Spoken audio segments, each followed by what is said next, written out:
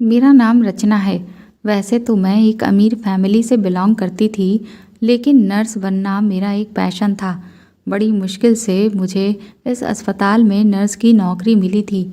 मेरे पापा नहीं चाहते थे कि मैं नौकरी करूं, लेकिन जब मैं इतनी पढ़ी लिखी थी तो मैं नर्स बनकर मरीजों की मदद करना चाहती थी। वैसे भी मुझे लोगों की मदद करने का बहुत शौक था। अपने पेरेंट्स से लड़ झगड़ कर मैं इस नौकरी के लिए अप्लाई किया था और मुझे नौकरी भी आसानी से मिल गई थी। मैं एक अस्पताल में नर्सिंग करने के लिए गई थी। आज मेरी नौकरी का पहला दिन था।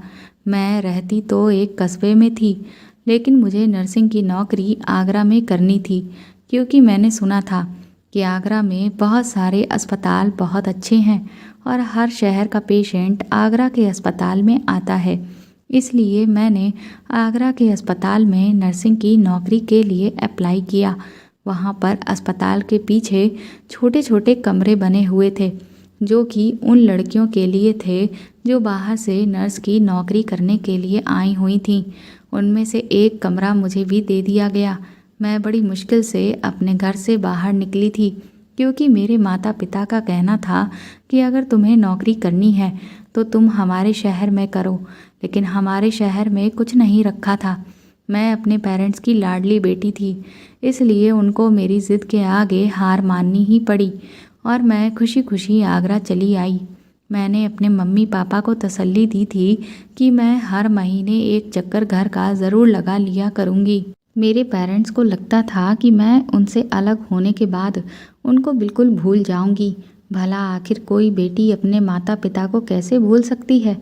इसीलिए मैंने सोचा था कि मैं यहाँ 10-15 दिन में जब सेट हो जाऊंगी तो 2 दिन के लिए अपने घर चली जाऊंगी, ताकि मेरे मम्मी पापा को तसल्ली हो जाएगी और मुझे देखकर सुकून मिल जाएगा। अब मैं यहाँ आ गई थी तो यहाँ पर मैंने देखा कि मुझ जैसी काफ़ी सारी ऐसी लड़कियां थीं जो अपने घरों को छोड़कर नौकरी करने के लिए यहाँ पर शिफ्ट हो गई थीं। मगर एक बात तो ये थी कि जब मैं पहले दिन अस्पताल गई तो अस्पताल की सीनियर नर्स ने मुझे सर से लेकर पाँव तक देखा। फिर मुझे गौर से देखने के बाद वह नर्स सोच में पड़ गई और कहने लगी, लगता है तुम यहाँ पर नई नई आई हो, इससे पहले तो तुम्हें कभी नहीं देखा। मैंने कहा, जी हाँ, मैं यहाँ नई आई हुई हूँ, आज मेरी नौकरी का पहला दिन है। तो वो कहने लगी, तुम कहाँ से आई हो। मैंने उनको बताया कि मैं पास के कस्बे से आई हूँ। वह मुझे देखकर कहने लगी, तुम्हें देखकर लगता है कि तुम एक शरीफ लड़की हो। मैंने कहा, जी, मैं एक बहुत ही इज़्ज़तदार फैमिली से बिलोंग करती हूँ, लेकिन यहाँ पर तो हर लड़की को देखकर यही लगता है कि वह शरीफ परिवार से बिलोंग करती है। मेरी बात सुनकर सीनियर नर्स ने मुझे नीचे बेसमेंट में आने के लिए कहा। मैं उनके पीछे पीछे नीचे बेसमेंट की तरफ चली गई और फिर उन्होंने मुझे अपने सामने चेयर पर बैठने के लिए कहा। मैं हैरान रह गई थी कि ये सीनियर नर्स मुझ पर बड़ी मेहरबान हो रही थी। उन्होंने अपने हाथ से मुझे गिलास में पानी दिया और कहने लगी, लो पानी पियो। यहाँ पर बाकी सारी नर्स को देखकर ऐसा लगता था कि वह भी अमीर हैं, क्योंकि उनके स्टाइल देखकर लगता था। लेकिन इन सब लड़कियों को छोड़कर सीनियर नर्स मुझे ज़्यादा अहमियत दे रही थी। हो सकता है कि मेरे आने से पहले जब ये सारी लड़कियाँ नई नई हो तो सीनियर नर्स ने इनको भी मेरी तरह ही इज्जत दी हो। उन्होंने मुझे पानी का गिलास दिया और वह कहने लगी कि देखो, अब जो मैं तुम्हें बताने वाली हूँ उस पर तुम गौर करना। अगर तुमने मेरी बात नहीं मानी तो तुम किसी बड़ी मुसीबत का शिकार हो जाओगी। चलो मेरे साथ चलो। अस्पताल के पीछे यहाँ के स्टाफ नर्स के लिए कमरे बने हुए हैं। मैं तुम्हें तुम्हारा कमरा दिखा देती हूँ। वह खुद मुझे अस्पताल के पीछे लेकर चली गई, जहाँ पर छोटे छोटे बहुत सारे कमरे बने हुए थे। जो कमरा बीच में बना हुआ था उस कमरे का नंबर कमरा नंबर 16 था। वह कमरा अंदर से बहुत छोटा था। उन कमरों को देखकर ऐसा लगता था कि यहाँ पर स्टाफ की नर्स नहीं बल्कि कोई और ही रहता होगा, मतलब ये किसी का कोई पर्सनल रूम होगा। लेकिन जब मैं कमरे के अंदर गई तो इस कमरे में बहुत ज़्यादा सफाई थी और 2 सिंगल बेड पड़े हुए थे। एक दाएं तरफ पड़ा हुआ था और एक बाईं तरफ। कमरे में एक छोटी सी खिड़की बनी हुई थी और बाकी कोई फर्नीचर नहीं था। सीनियर नर्स ने मुझे बताया कि तुम्हें यहाँ पर हर फैसिलिटी मिलेगी, अपनी खुद की लाइट और बाकी हर चीज़ें। बस तुम्हें खाना और नाश्ता अपने पैसों से ही करना होगा। ये कमरा बहुत स्पेशल कमरा है। इस कमरे में ख़ास बात यह है कि तुम्हें यहाँ पर रहते हुए किसी तरह की मुसीबत का सामना नहीं करना पड़ेगा। मैं सोच में पड़ गई थी कि सीनियर नर्स कौन सी ऐसी मुसीबत की बात कर रही थी। आखिर अस्पताल में ऐसी कौन सी बुराई वाली बात है जो मैं इस कमरे में रहने से मुसीबत का सामना नहीं कर पाऊँगी। फ़िलहाल मैं सीनियर नर्स को थैंक यू बोला, क्योंकि वह मुझसे बहुत प्यार से बात कर रही थी। उन्होंने मुझे यकीन दिलाया कि अगर कोई भी परेशानी हो तो मैं उनको बता दूं। यहाँ तक कि अगर मुझे मार्केट से कोई खाना मंगाना हो तो वह भी मैं उनको बता दूं। वो अस्पताल के वार्ड बॉय से कहकर मुझे खाना मंगवा देंगी। उनका इतना अच्छा बिहेवियर देखकर मैं बहुत खुश हुई थी कि चलो अच्छा है कि अस्पताल के स्टाफ का बिहेवियर बहुत अच्छा है। लेकिन ऐसा नहीं था कि सीनियर नर्स हर लड़की के साथ इसी तरह से पेश आती थी, बल्कि उनका बिहेवियर सिर्फ मेरे साथ ही अच्छा था, क्योंकि बाकी लड़कियों के साथ तो उनका बिहेवियर बहुत सख्त और कड़क था। उनके जाने के बाद मैं कमरे को चारों तरफ से देखने लगी। कमरा सच में बहुत अच्छा था और उसमें साफ़ सफाई भी बहुत ज़्यादा थी। मैंने सोच लिया था कि मैं इस कमरे की पूरी लुक ही चेंज कर दूंगी।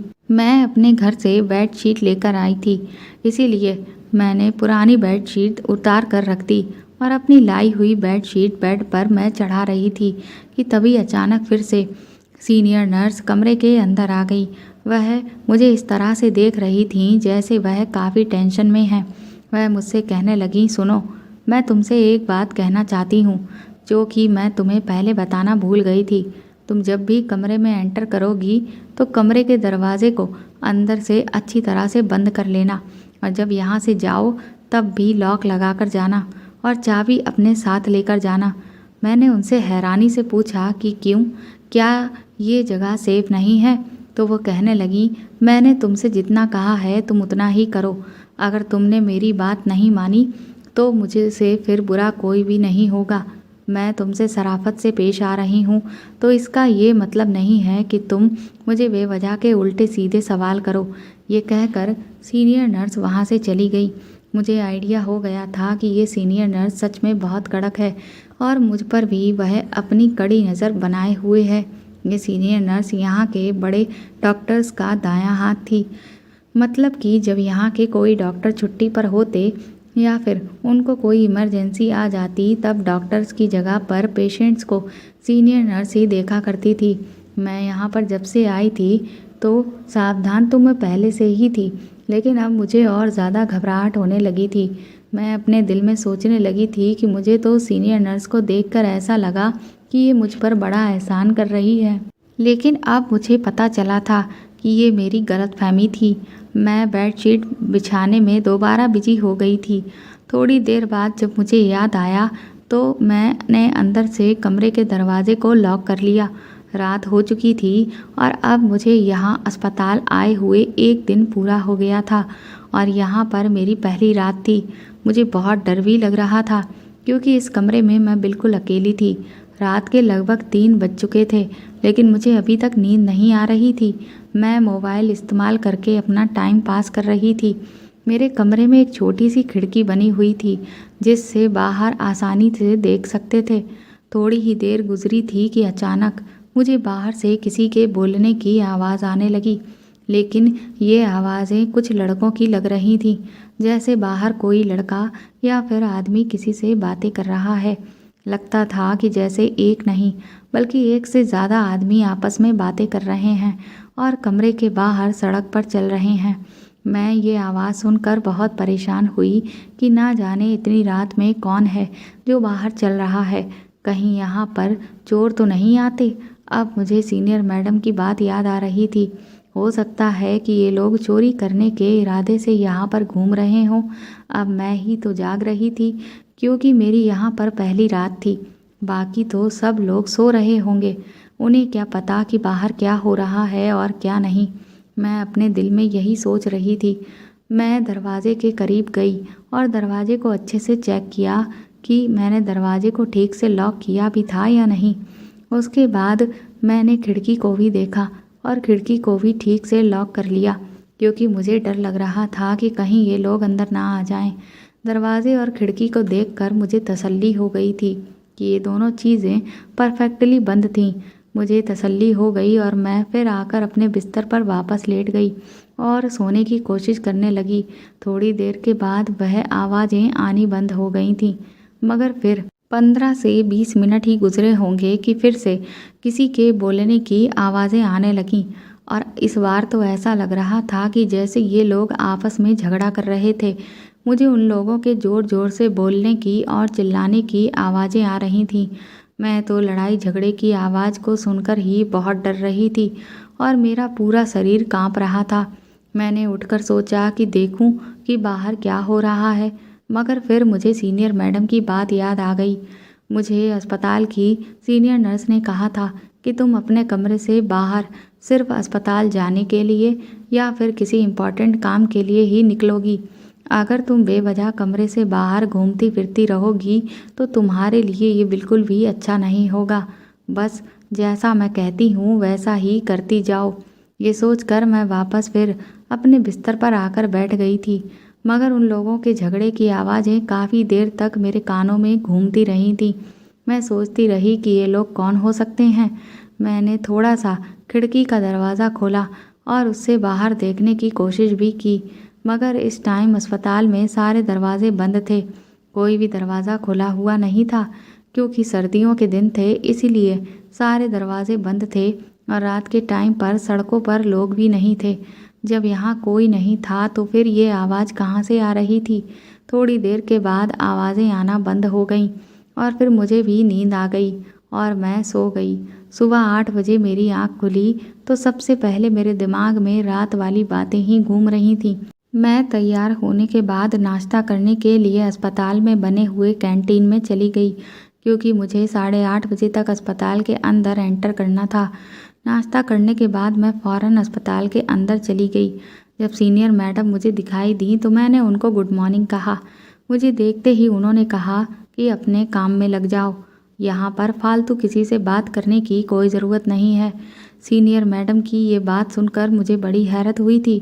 वह मुझे यहाँ के लोगों से दूर क्यों रखना चाहती थीं। और फिर एक एक करके सारी नर्सें अस्पताल के अंदर मौजूद हो गई थीं और फिर सब नर्स और वार्ड बॉय अपने अपने काम पर लग गए थे। जब मुझे मौका मिला तो मैं सीनियर मैम से बात करने के लिए उनके पास चली गई। मैंने फिर उनको रात वाली सारी बात बता दी। रात की बात सुनकर उनकी आंखों में गुस्सा आ गया था और उन्होंने मुझे इशारे से खामोश रहने के लिए कहा। मैं उनकी बात सुनकर खामोश हो गई थी। वह मुझे फिर अपने साथ बेसमेंट में बने हुए अपने ऑफिस के अंदर ले गईं और वहां जाकर कहने लगी, तुम्हें पता नहीं कि तुम क्या कह रही थी? इस बारे में तुम्हें किसी के सामने बात नहीं करनी है। मैंने तुम्हें कई बार मना किया है, किसी भी मामले से दूर रहो। देखो, तुम मुझे एक शरीफ और सीधी सादी लड़की लग रही हो, तो इसीलिए तुम यहाँ पर भी शरीफ ही बनकर रहो और अपने काम से काम रखो। हर एक मामले में इंटरेस्ट लेना ज़रूरी बात नहीं। और अगर तुम्हें यहाँ पर इन सब फालतू बातों पर ध्यान देना है, अपनी नौकरी पर ध्यान नहीं देना, तो इसलिए तुम मेरी बात को मान जाओ और इन बातों से दूर ही रहो तो तुम्हारे लिए ज़्यादा बेहतर होगा। उनके मुंह से ये बात सुनकर मैं खामोश हो गई थी, क्योंकि मेरे पास और कोई चारा नहीं था। अब मैं इतनी बड़ी सीनियर के खिलाफ तो नहीं जा सकती थी। मैंने सीनियर मैडम से सॉरी बोला और फिर मैंने उनसे कहा कि आइंदा मैं ऐसी कोई गलती नहीं करूँगी। मगर आप मुझे ये तो बता दो कि आप मेरा इतना ख्याल क्यों रख रही हो। इस बात पर वह खामोश होकर हल्के से मुस्कुराने लगी और फिर कहने लगी कि जाओ, जाकर तुम अपना काम देखो। मैंने उनसे दोबारा फिर कोई सवाल नहीं किया, क्योंकि उनका बिहेवियर अचानक ही चेंज हो जाता था। उनके बिहेवियर का कोई मुझे भरोसा ही नहीं था। कब वह प्यार भरा हो जाता था तो कब वह कड़क हो जाता था, और मैं उनके बदले हुए बिहेवियर को समझ नहीं पाती थी और मुझे उनसे डर भी लगता था। मैं सीधा अपना काम करने के लिए चली गई। रात को जब मेरी ड्यूटी ऑफ हुई तो मैं अपने कमरे में जाने लगी। कमरे की तरफ जाते हुए मुझे रास्ते में किसी के धीरे धीरे रोने की आवाज़ें आने लगीं। मैं उस आवाज़ को सुनकर सोच में पड़ गई थी। मैं वहाँ चारों तरफ देखने लगी कि वह आवाज़ कहाँ से आ रही है। तभी अचानक मुझे ऐसा लगा कि जैसे वह आवाज़ मेरे ही बराबर वाले कमरे से आ रही है। मैं फ़ौरन उस कमरे की तरफ गई और मैंने धीरे से उस कमरे की खिड़की को खोला और खिड़की के अंदर झांकने की मैं कोशिश करने लगी। मैंने देखा कि वहाँ पर एक लड़की बैठी हुई थी और 2 लड़कियाँ उसके पास बैठी हुई उसे कुछ खिलाने की कोशिश कर रही थी, जबकि वह लड़की लगातार रोए जा रही थी और मना कर रही थी कि मुझे ये नहीं लेना, भगवान के लिए मुझे ये मत दो, मुझे ये नहीं चाहिए। तभी अचानक एक लड़की की नज़र खिड़की पर गई। उसने मुझे झांकता हुआ देख लिया। तभी वह लड़की दौड़ती हुई आई और उसने जल्दी से खिड़की को अंदर से बंद कर दिया। उसे मेरा अंदर झांकना अच्छा नहीं लगा था। मुझे बुरा लगा कि इन लड़कियों ने मुझे से बोलने की भी कोशिश नहीं की, लेकिन ना जाने इस दूसरी वाली लड़की को क्या परेशानी थी जो वह इस तरह से लगातार रोए चली जा रही थी। आखिर वह लड़की मुझे अपनी परेशानी क्यों बताती? मैं तो यहाँ किसी को भी जानती ही नहीं थी और ना मेरी किसी से अब तक बातचीत भी थी। अच्छा हुआ जो सीनियर नर्स ने मुझे किसी से बात तक नहीं करने दिया था। मैं खामोशी से अपने कमरे में आ गई थी और जाकर अपने कमरे में अपने पर्स से मैंने मोबाइल निकाला।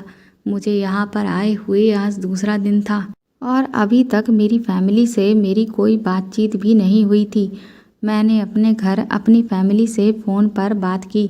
सब लोगों ने भी मेरा हाल चाल पूछा। मेरी मम्मी ने पूछा कि तुम्हें वहाँ पर कोई परेशानी तो नहीं है। मैंने उनको यहाँ के माहौल के बारे में कुछ भी नहीं बताया और कहा कि मैं बिल्कुल ठीक हूँ, आप लोगों को मेरी टेंशन लेने की कोई भी ज़रूरत नहीं है और जैसे ही मुझे कोई छुट्टी मिलेगी मैं ज़रूर घर आऊँगी। तभी अचानक मेरे कमरे का दरवाज़ा बजने लगा। मैंने मम्मी से कहा, मम्मी मैं अभी थोड़ी बिज़ी हूँ, इसीलिए आपसे कल बात करती हूँ। ये कहकर मैंने कॉल को काट दिया था। मैंने जैसे ही दरवाज़ा खोला तो सामने एक लड़की खड़ी हुई थी। वह बहुत जवान और खूबसूरत थी, लेकिन उसने कपड़े बड़े ही ख़राब पहने हुए थे। उसे देखकर ऐसा लग रहा था जैसे बेचारी बड़ी मजबूरी में यहाँ पर नौकरी कर रही है। वह मुझे देखते ही कहने लगी, तुम मुझे बहुत परेशान नज़र आ रही हो। मैंने कहा, हाँ बस थोड़ी टेंशन में हूँ। वो मेरे आगे हाथ बढ़ाकर कहने लगी कि मेरा नाम पायल है, मैं यहाँ पर काफ़ी पुरानी नर्स हूँ और 2 कमरों को छोड़कर ही मेरा कमरा है। सुना है कि तुम यहाँ पर अभी नई नई आई हो, इसीलिए मैं तुमसे बातचीत करने के लिए चली आई। मैंने गहरी सांस भरी कि चलो अच्छा है, किसी ने यहाँ मुझसे बातचीत तो की, वरना तो यहाँ पर मुझे कोई लड़की बोलने के लिए तैयार ही नहीं थी। और तो और सीनियर ने भी मुझे हर किसी से बोलने के लिए मना किया था। मैंने पायल को कमरे के अंदर आने के लिए कहा। वह कमरे के अंदर जाकर मेरे बेड पर बैठ गई। मैं भी उसके करीब जाकर वहीं बैठ गई। तभी अचानक उसने मेरा हाथ पकड़ लिया। मैं हैरान हो गई। वह बहुत ज़्यादा खूबसूरत और गोरी चिट्ठी लड़की थी, जबकि मैं तो एक मामूली सी शकल सूरत की लड़की थी और मेरा कलर भी बस नॉर्मल था। जब वह मेरे हाथ पर हाथ रखे हुए थी तब मुझे अपना हाथ उसके हाथ के सामने बिल्कुल काला लग रहा था। उस लड़की को देखकर मैं रश्क करने लगी कि ये लड़की कितनी प्यारी है, जबकि बेचारी दिखने में किसी गरीब परिवार की लग रही थी और ये आदत की भी बहुत अच्छी है। उसके कपड़े भी बहुत पुराने थे और उसके बाल वगैरह भी बिखरे हुए थे। यहाँ पर कपड़े पहनने के लिए तो मेरे पास भी ज़्यादा नहीं थे, क्योंकि मैं यहाँ आने के लिए कोई ख़ास शॉपिंग ही नहीं की थी। वह लड़की मुझसे कहने लगी कि तुम मुझे अपना दोस्त समझना, अगर तुम्हें कोई परेशानी हो तो तुम मुझे बता देना, मैं हमेशा तुम्हारे काम आऊँगी। दिल ही दिल में मैं सीनियर मैडम को बुरा भला कहने लगी कि वह कितनी कड़क और सख्त मिजाज की थी, जिसने अभी तक मुझे किसी भी लड़की से बोलने को भी मना किया हुआ था, जबकि यहाँ पर लड़कियाँ तो बहुत अच्छी आदत की लग रही थीं। अगर मैं कल ही किसी लड़की से बातचीत कर लेती तो मुझे इतनी परेशानी का सामना नहीं करना पड़ता। कल जो हुआ उसकी वजह से मुझे सारी रात नींद नहीं आई थी।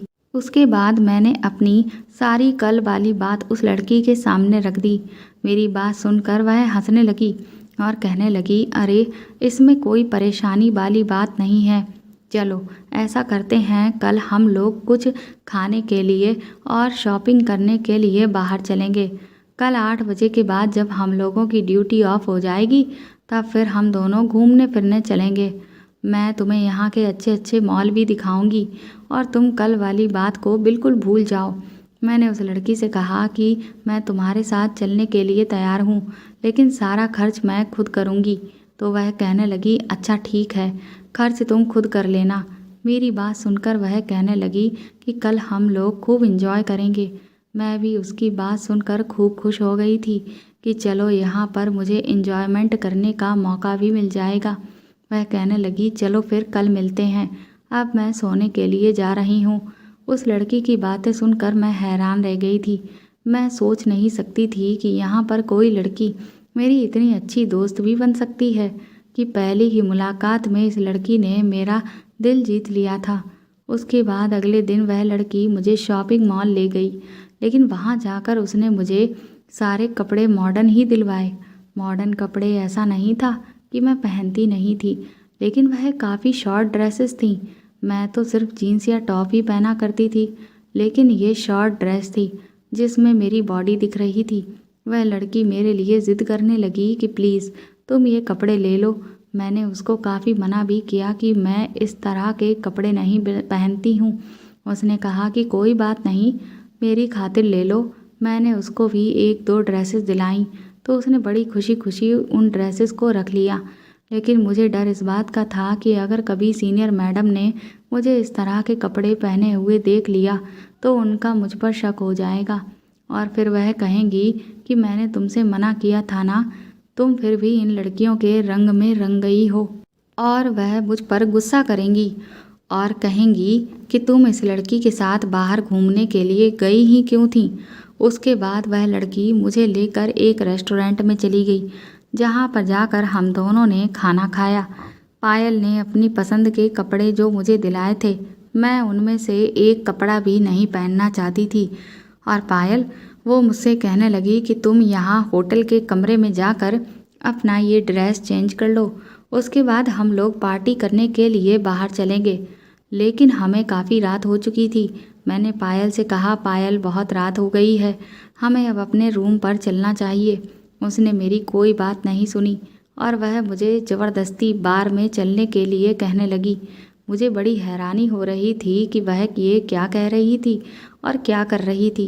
वह खुद भी उस रेस्टोरेंट के कमरे में जाकर कपड़े चेंज करके आ गई। उसने भी एक छोटी सी ड्रेस पहनी और मुझे भी पहनने के लिए कहा। मैं लगातार मना कर रही थी। उसने फिर भी ज़बरदस्ती मुझे ड्रेस पहनने के लिए कहा। मैं हैरान थी कि पायल देखने में तो बड़ी शरीफ लग रही थी, लेकिन वह यहाँ के बार और हर पार्टी करने की जगह को बहुत अच्छी तरह से जानती थी। उसके बाद वह मुझे बार में लेकर चली गई। वहाँ मैंने देखा कि बार में जाकर वह खूब डांस करने लगी। मुझे भी डांस करने के लिए वो कहने लगी, लेकिन मैंने डांस नहीं किया। मुझे वहाँ पर बहुत अनकंफर्टेबल लग रहा था। मैं बार बार पायल से यही कहे जा रही थी कि चलो हम लोग अपने रूम पर चलते हैं, क्योंकि मुझे डर लग रहा था कि अगर सीनियर मैडम को गलती से भी इस बारे में पता चल गया तो मेरी तो खैर ही नहीं। आधा घंटा हो गया था मुझे पायल के रूम पर जाने की ज़िद करते हुए। फिलहाल पायल मुझे रूम पर लेकर चली गई। जब हम अस्पताल के करीब पहुंच गए तो मैंने अपने चेहरे को अच्छी तरह से ढक लिया कि कहीं सीनियर मैडम की नज़र मुझ पर ना पड़ जाए। पता नहीं क्यों हमेशा सीनियर मैडम की नज़र मुझ पर ही रहती थी। मैं फ़ौरन अपने कमरे के अंदर चली गई और जाते ही मैंने दरवाजे को अंदर से बंद कर लिया और पायल वो अपने कमरे की तरफ चली गई। मैं अभी कपड़े चेंज भी नहीं कर पाई थी और बैठकर थोड़ा रिलैक्स ही कर रही थी कि तभी अचानक मेरे कमरे के दरवाजे पर दस्तक होने लगी। मैं समझ गई थी कि ज़रूर दरवाजे पर पायल ही होगी। मैंने झट से दरवाज़ा खोल दिया, क्योंकि मुझे सीनियर मैडम की बातें गलत लगने लगी थीं, जो हर टाइम बेवजह मुझे डराती रहती थीं और हर काम करने से मुझ पर रोक टोक लगाने लगी थी। मैंने जब दरवाज़ा खोला तो देखा कि सामने ही मेरे एक लड़की खड़ी हुई थी। मैं इस लड़की को नहीं जानती थी कि ये कौन है। उस लड़की ने मुझे ज़ोरदार धक्का दिया और मैं ज़मीन पर गिर गई।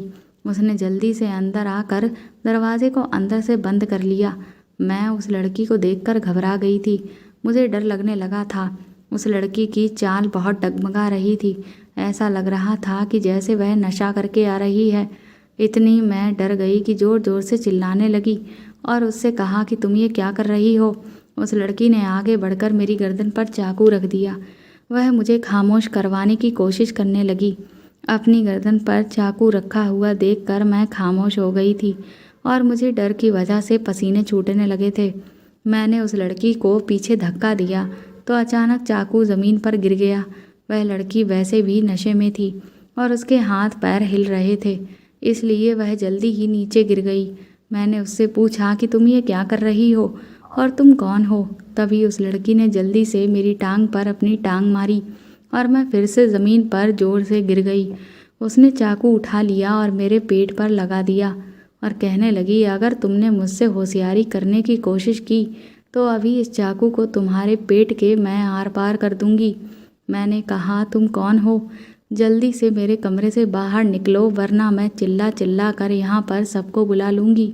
उस लड़की ने मुझसे कहा कि जल्दी से अपने सारे पैसे निकालो, जितना भी पैसा तुम्हारे पास है सब निकाल दो, वरना मैं तुम्हारे साथ कुछ ऐसा करूँगी जिसके बारे में तुम सोच भी नहीं सकती हो। अगर तुमने किसी को भी बताने की कोशिश की तो फिर मैं सबको ये बता दूंगी कि तुम एक चोर हो और तुम सोच भी नहीं सकोगी कि तुम्हारी यहाँ पर कितनी इंसल्ट होगी। मैं उस लड़की की ये बात सुनकर डर गई थी। मैं उससे कहने लगी कि मेरे पास कोई पैसा वैसे नहीं है। तो वह लड़की कहने लगी, अगर पैसे नहीं हैं तो फिर तुमने इतने अच्छे कपड़े कैसे पहने हुए हैं? मैंने कहा, सच में मेरे पास कोई पैसे वैसे नहीं थे, क्योंकि मेरे जो पैसे थे वो मेरे अकाउंट में थे और मेरे पास क्रेडिट कार्ड था। मेरे पास कैश नहीं था जो मैं इस लड़की को देखकर अपनी जान छुड़ा सकती। मैंने मना किया कि मेरे पास पैसे नहीं हैं तो उस लड़की ने ज़बरदस्ती मेरा हाथ पकड़ लिया और फिर अपनी जेब से निकाल कर मेरे बाजू पर एक इंजेक्शन लगाया। इंजेक्शन के लगते ही मैं कब बेहोश हो गई मुझे कुछ पता ही नहीं चला और जब सुबह मेरी आँख खुली तो मैंने देखा कि मेरा क्रेडिट कार्ड और मोबाइल सब गायब था। मैं परेशान हो गई थी। मेरे सर में बहुत तेज़ दर्द हो रहा था। ऐसा लग रहा था कि जैसे चारों तरफ से ज़मीन घूम रही थी। मैं यही सोच रही थी कि मैं तो यहाँ किसी को जानती भी नहीं हूँ। अगर मैंने सीनियर को ये सब कुछ बता दिया तो वह मुझसे कहेगी कि मैंने तो तुमसे पहले ही मना किया था कि तुम्हें यहाँ पर किसी से भी दोस्ती या फिर बातचीत करने की कोई ज़रूरत नहीं है। अब मैं उनको भी कुछ नहीं बता सकती थी। रात जो लड़की मेरे कमरे में आई थी, ना जाने वह कौन थी। मुझे अच्छी तरह से याद है, रात जब मैंने उस लड़की को धमकी दी थी कि मैं सबको तुम्हारे बारे में बता दूंगी, तब उसने मुझसे कहा था कि अगर किसी को बताने की कोशिश की तो तुम्हारे साथ अच्छा नहीं होगा। लेकिन मेरे पापा की पहुंच बहुत दूर दूर तक थी, इसलिए मैं यहाँ पर बिल्कुल भी डर कर नहीं रह सकती थी। मैंने पहले तो अपने कपड़े चेंज किए, उसके बाद मैं फ़्रेश होकर नाश्ता किए बिना ही फ़ौरन सीनियर मैडम के पास गई। वो कहने लगी कि मैंने तो तुम्हें पहले ही कहा था कि यहाँ तुम्हें किसी से बातचीत करने की कोई ज़रूरत नहीं और फालतू में अपने कमरे से बाहर निकलने की भी कोई ज़रूरत नहीं। हमेशा अपने कमरे को अंदर से लॉक लगाकर ही रखना। लेकिन तुमने मेरी कोई बात नहीं मानी। मैंने कहा, मैडम कमरे का दरवाज़ा बंद ही मैंने किया हुआ था, लेकिन किसी ने मेरे कमरे पर दरवाजे पर ज़ोरदार दस्तक दी। मैंने तभी दरवाज़ा खोला था। सीनियर मैडम ने कहा कि अच्छा ठीक है, तुम अपने कमरे में जाकर आराम करो, आज तुम्हें काम करने की कोई ज़रूरत नहीं है। मगर अगर अब तुम अपने कमरे से बाहर निकली तो फिर तुम्हारे साथ बिल्कुल भी अच्छा नहीं होगा। मैं यही सोचने लगी कि मेरे साथ इतना खतरनाक हादसा हो जाएगा मैंने कभी नहीं सोचा था। मेरा दिल ज़ोर ज़ोर से धड़क रहा था।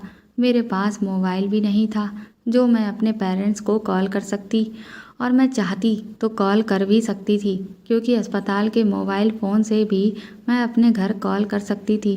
लेकिन मैं अपनी फैमिली वालों को परेशान नहीं करना चाहती थी, इसीलिए मैंने उनको कुछ नहीं बताया। अब मैं अपने कमरे में आई तो मुझे ऐसा लगा जैसे किसी की नज़र मुझ पर पड़ी हुई है, जैसे कि अभी भी कोई है जो मुझे घूर घूर कर देख रहा है। मैं अपने आप को बुरा भला कहने लगी कि गलती तो मेरी ही है जो मैंने पायल पर भरोसा किया। तभी फिर से मेरे कमरे के दरवाजे पर दस्तक होने लगी। मैं दरवाज़ा खोलना नहीं चाहती थी, लेकिन बाहर से तभी आवाज़ आई कि दरवाज़ा खोलो, मैं पायल हूँ, तुम्हारी दोस्त। मैंने दरवाज़ा खोला तो पायल मेरे सामने ही खड़ी हुई थी। मैं कल वाली बात पायल को बता दी कि कल मेरे साथ ऐसा ऐसा हुआ था।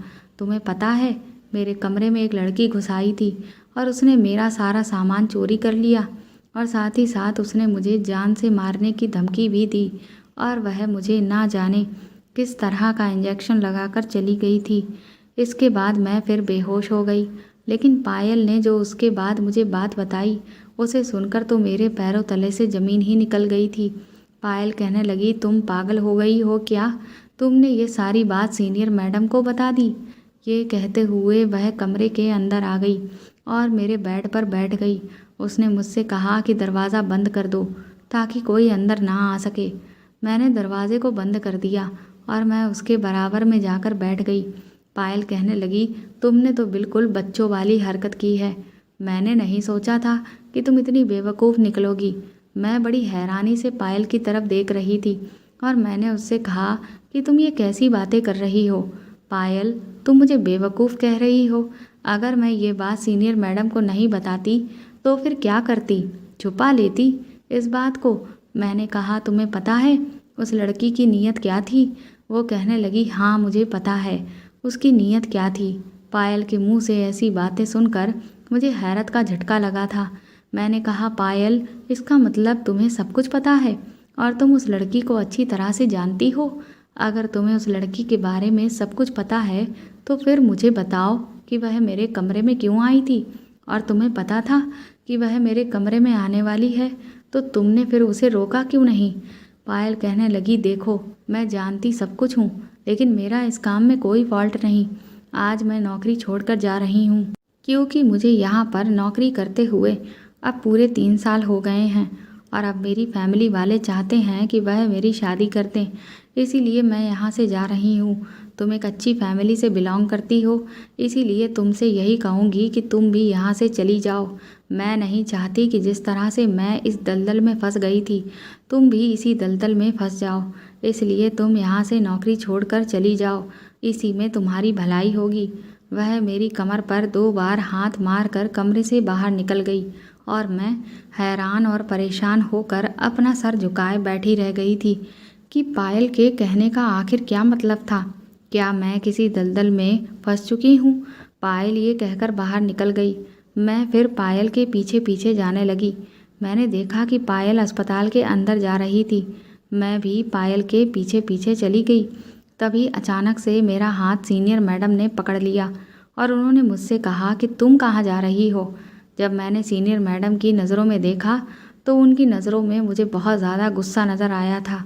वो मुझसे कहने लगी कि तुम्हें मैंने मना किया था ना कि तुम इस लड़की से ज़्यादा बातचीत नहीं करोगी, और अभी भी तुम इसके पीछे ही भागी चली जा रही हो। अब तुम आखिर कहाँ जा रही हो? मैंने कहा कि मैडम, पायल यहाँ से नौकरी छोड़कर जा रही है और मैं उससे ये पूछने जा रही हूँ कि वह आखिर मुझे किस दलदल में फंसने की बात कर रही थी। सीनियर मैडम मुझ पर चिल्लाते हुए कहने लगी, पायल ने तुमसे कहा है कि तुम यहाँ से चली जाओ। मैं बड़े भोलेपन से सीनियर मैडम को ये बात बताई थी तो वह कहने लगी कि आओ मेरे साथ चलो। तुम जैसी पागल लड़कियों को समझाना बहुत ही ज़्यादा मुश्किल होता है। आखिरकार तुम पढ़ी लिखी लड़कियां अनपढ़ लड़कियों की बराबर ही तो होती हो। मैंने तुमसे कितनी बार मना किया था कि तुम बेवजह अपने कमरे से बाहर मत निकला करो।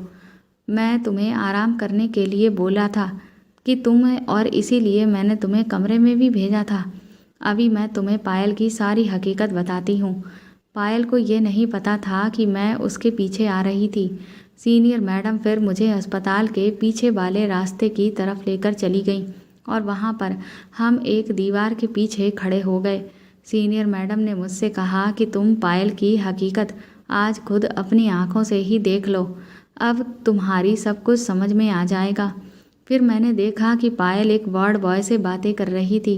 वो वार्ड बॉय पायल से कह रहा था कि रात रजनी ने अपना काम कर दिया, उस लड़की का मोबाइल भी चुरा लिया और उसका क्रेडिट कार्ड भी, साथ ही साथ उसे इंजेक्शन भी लगा दिया। अब जब दोबारा से रात होगी तो फिर उस लड़की को ड्रग्स की ज़रूरत होगी। जब उसे ड्रग्स की तलब लगने लगेगी तो फिर वह बेचैन हो जाएगी और फिर वह तुमसे कांटेक्ट करने की कोशिश करेगी और कहेगी कि मुझे उस लड़की के पास लेकर चलो जिसने मुझे इंजेक्शन लगाया था।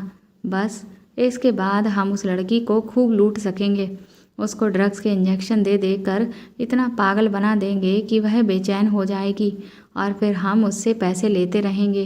पायल कहने लगी कि अगर इस पागल लड़की ने सीनियर मैडम को सब कुछ बता दिया तो मैं तो उससे कहा कि मैं अपनी नौकरी छोड़कर जा रही हूँ। वह लड़की बहुत हिम्मत वाली है, वह शांत नहीं बैठेगी। मैंने रजनी से कहा था कि उसे प्यार से बात करे, लेकिन रजनी ने तो उसे चाकू दिखाकर डरा दिया। मुझे पता है कि ये लड़की एक अमीर पिता की बेटी है। अगर ये चाहे तो हम लोगों को अरेस्ट भी करवा सकती है। बस भगवान से प्रार्थना करो कि ये लड़की किसी को कुछ ना बताए, वरना हम लोग पकड़े जाएंगे। वार्ड बॉय कहने लगा कि तुम बिल्कुल भी फिक्र मत करो। आखिरकार उस लड़की के पास कोई सबूत नहीं है जिसकी वजह से वह हमें पकड़वा सके। वह दोनों थोड़ी देर तक इसी तरह से बातें करने के बाद फिर वहाँ से चले गए और मैं उनकी बातें सुनकर हैरान रह गई थी। मुझे तो अब ऐसा लग रहा था कि जैसे मुझे अपना होश ही नहीं है। सीनियर मैडम ने कहा कि देख लिया तुमने सब कुछ और सुन लिया अपने कानों से।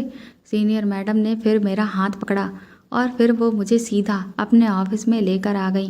वो कहने लगी कि अब बताओ, यही वजह है जो मैं तुम्हें इन लोगों से दूर रहने के लिए कहती थी। मैंने सीनियर मैडम की तरफ देखा और उनसे कहा कि जब आपको ये सारी बातें पहले से ही पता थी तो फिर आपने इन लोगों के खिलाफ कोई एक्शन क्यों नहीं लिया।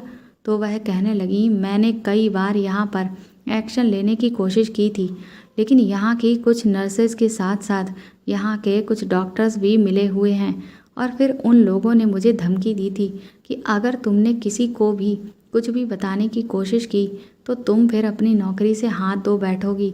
और सच कहूँ तो मैं ये नौकरी नहीं छोड़ना चाहती हूँ, क्योंकि मैं एक गांव से बिलोंग करती हूँ। मैं गांव से डॉक्टर बनने के लिए यहाँ पर आई थी, लेकिन मैं डॉक्टर तो ना बन सकी, पर डॉक्टर के मुकाबले की नर्स ज़रूर बन गई हूँ।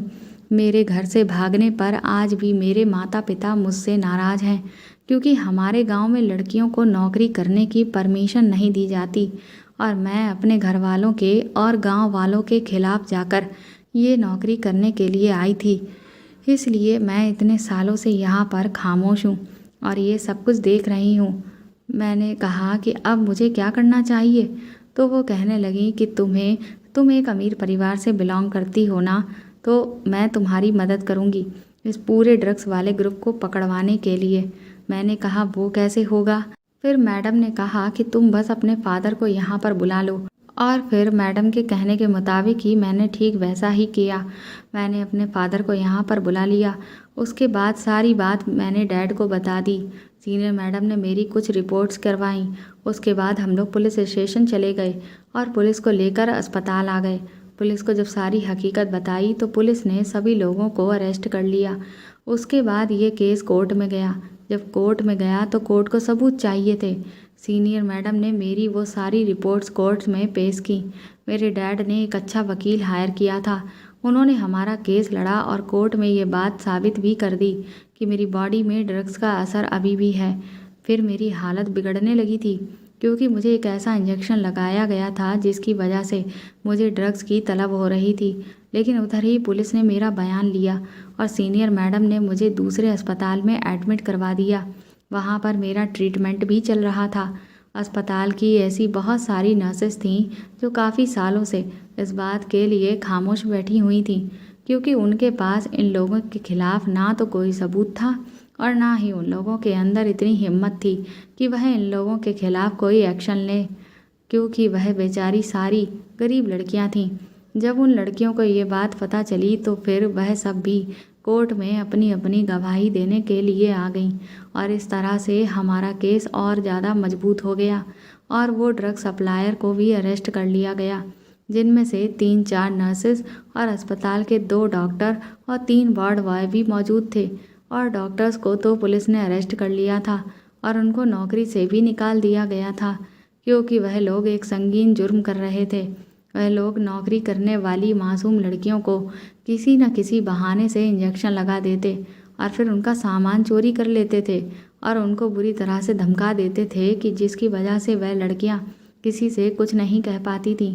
और जब उनको ड्रग्स की तलब होती थी तो वह लड़कियां खुद इन लोगों के पास जाती थीं और उन लोगों से कहती थी कि प्लीज़ हमारे इंजेक्शन लगा दो।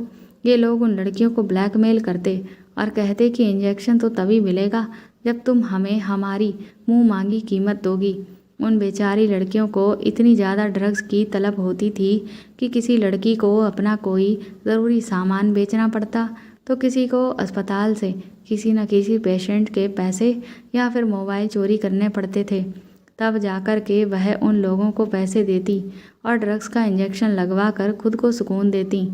लेकिन अभी इन लोगों के पूरे गिरोह को पकड़ लिया गया था। जिन लड़कियों को ड्रग्स दी जा रही थी उन सारी लड़कियों का ट्रीटमेंट अच्छे अस्पताल में चल रहा था। क्योंकि हमारे अस्पताल का नाम काफ़ी बदनाम हो चुका था, इसलिए काफ़ी सारे पेशेंट हमारे अस्पताल से चले भी गए थे। क्योंकि पेशेंट को भी अब इस बात का डर था कि कहीं हमें तो ड्रग्स का इंजेक्शन नहीं दिया जा रहा था। अब तो फ़िलहाल अस्पताल का हाल काफ़ी बेहतर है। लोगों के साथ साथ मेरा भरोसा भी इस अस्पताल के डॉक्टर और स्टाफ से उठ गया था। इसीलिए मैंने भी अस्पताल से नौकरी छोड़कर मैं घर वापस आ गई थी। सीनियर मैडम ने तो मुझे रोकने की बहुत कोशिश की थी, लेकिन मुझे याद आ रहा था कि मेरे माता पिता की इस सब में मर्जी नहीं थी कि मैं नौकरी करूं। शायद इसी वजह से मेरे साथ ऐसा हुआ था। मेरे डैड ने भी कहा कि अब हम तुम्हें यहाँ पर अकेला नहीं छोड़ सकते, इसलिए तुम्हारे लिए बेहतर यही होगा कि तुम हमारे साथ चलो। मैं अपने डैड के कहने मानते हुए उनके साथ अपने घर वापस चली गई थी।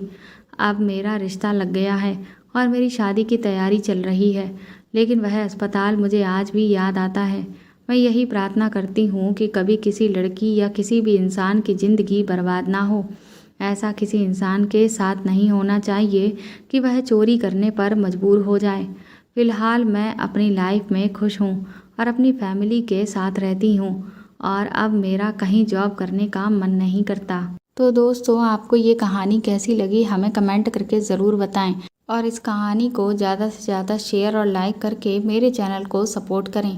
साथ ही अगर आप चाहें तो मुझे सुपर थैंक्स भी खरीद कर दे सकते हैं। सुपर थैंक्स का ऑप्शन आपको इस वीडियो के नीचे दिए हुए सभी ऑप्शंस में दिख जाएगा, जो कि हार्ट शेप में बने हुए डॉलर के साइन के तौर पर है। और अगर आप मेरे चैनल पर नए हैं तो सब्सक्राइब करके बेल आइकन को ज़रूर दबा दीजिएगा, ताकि आगे भी मैं आपको ऐसी ही अच्छी कहानियाँ सुनाती रहूँ। Thank you.